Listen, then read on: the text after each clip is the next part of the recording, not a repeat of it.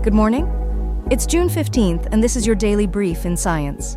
Here's everything you need to know. A new look at the origin of eukaryotes shows it wasn't a single two-way event, but a mosaic of gene transfers from many microbes.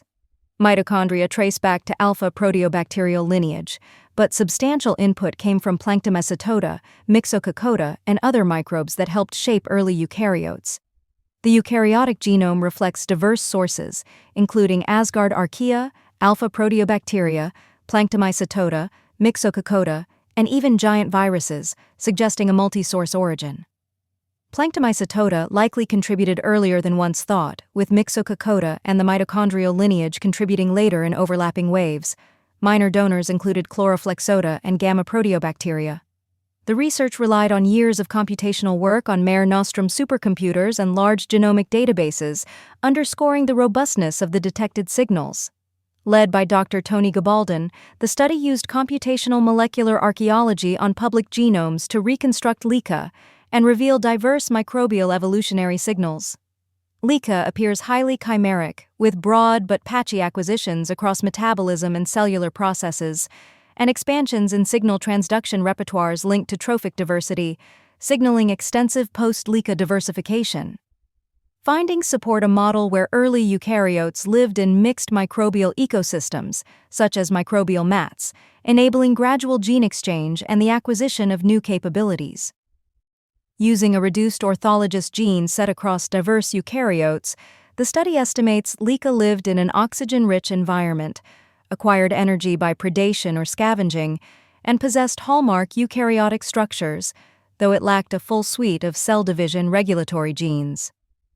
A broader reconstruction of LICA across diverse lifeforms suggests a complex ancestral cell with modern-like transport systems and an oxygenated habitat, shaped by extensive gene exchange. These results imply that life's origin involved long-term genetic exchanges among varied microbes, prompting revisions to the textbook view of a single endosymbiotic event driving eukaryogenesis.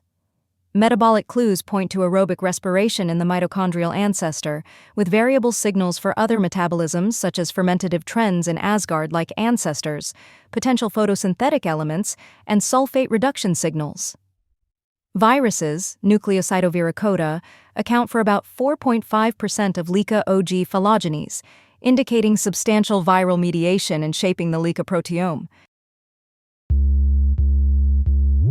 A genetics conference presentation shows that genetic data can improve prediction of side effects from oral corticosteroids used for chronic inflammatory conditions.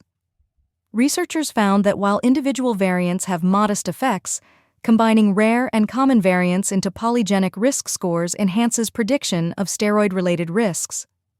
The approach aims to move prescribing toward more personalized medicine by identifying high-risk patients earlier.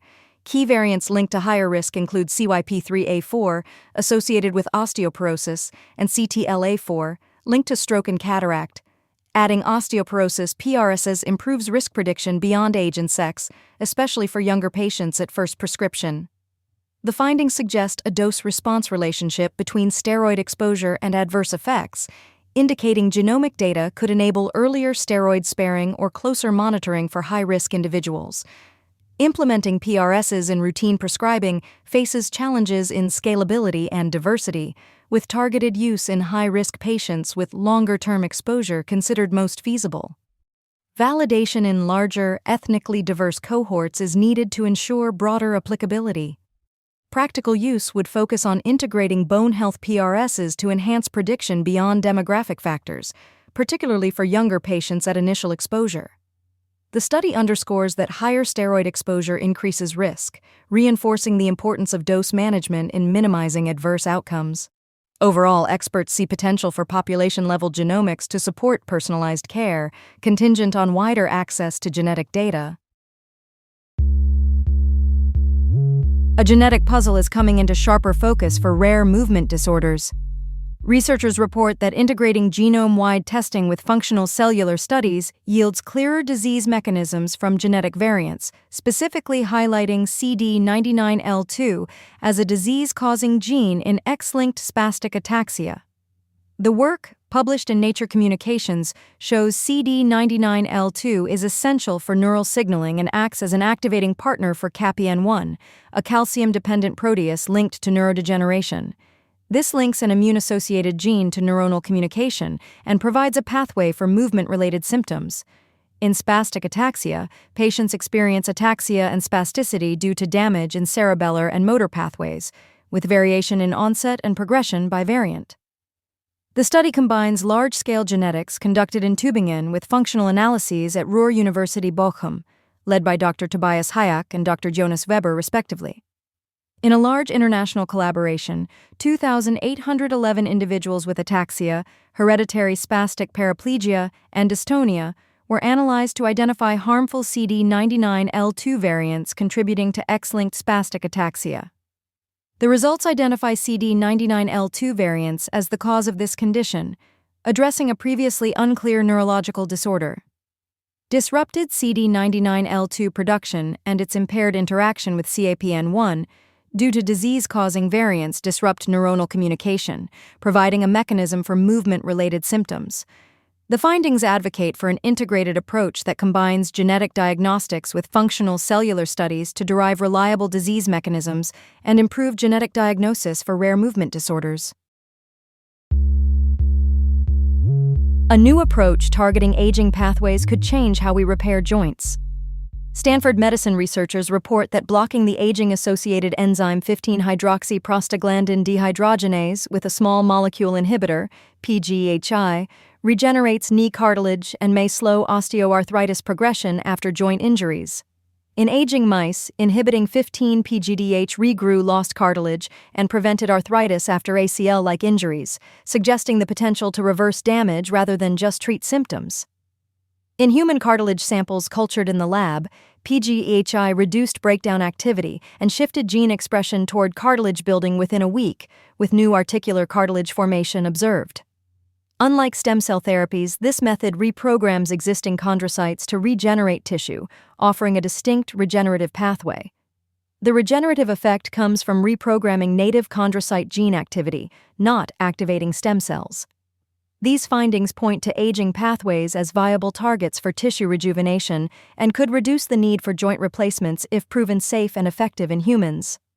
Osteoarthritis affects about 20% of U.S. adults and costs around $65 billion annually in direct health care, underscoring the potential impact of a disease-modifying cartilage repair approach.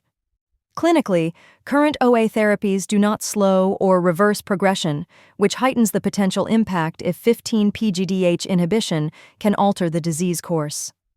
An oral form of the 15-PGDH inhibitor is already in trials for age-related muscle weakness, suggesting a faster path to broader applications, including cartilage repair, pending safety and activity data.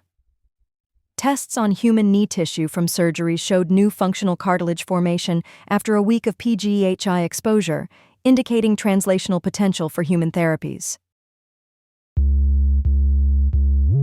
A new in vivo CAR-T approach is advancing, with Legend Biotech presenting early clinical proof of concept for LB2501 in relapsed or refractory B-cell non-Hodgkin lymphoma. In a phase 1 dose-escalation, a single LB2501 infusion at the higher DL2 produced a 100% objective response rate in 6 patients and 83.3% complete responses, with all responses ongoing at data cutoff.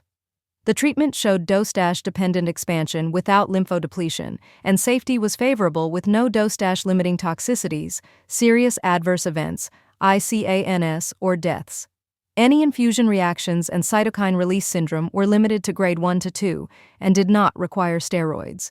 Translational analyses indicated polyclonal, diverse vector integrations and no evidence of non-specific transduction in off-target populations, supporting feasibility of in vivo T-cell engineering. A senior researcher described in vivo CAR-T as a frontier in cell therapy, noting LB2501 could simplify treatment and expand access, building on CAR-VYKTI's foundation. Pharmacokinetics showed detectable CAR-T cells for up to about 4 months, with 100% expansion at DL2 and 83% at DL1. Vector clearance was rapid, peaking immediately after infusion and becoming undetectable within 24 hours. The study enrolled 12 patients across 2 dose levels, 6 per level, with a median of 3 prior therapies and 58.3% refractory to the most recent treatment, aiming to assess safety, determine a recommended phase 2 dose, pharmacokinetics, and preliminary efficacy in adults with R/RB-NHL. Across both dose levels, the overall ORR was 50% and the CR rate 41.7%, with all DL2 responses ongoing at data cutoff and including DLBCL, MCL, and FL patients. Additional translational data highlighted rapid vector clearance and absence of non-specific transduction, reinforcing the feasibility of in vivo CAR-T strategies. The late-breaking EHA 2026 presentation, abstract LB5006, underscores Legend Biotech's leadership in next-generation cell therapies beyond CAR-VYKTI. This has been your daily brief in science. To read more about these stories, follow the links in the episode bio. You can also subscribe to these updates via email at www.brief.news. For more daily podcasts about the topics you love, visit brief.news/podcasts. Tune in tomorrow. We'll be back with everything you need to know.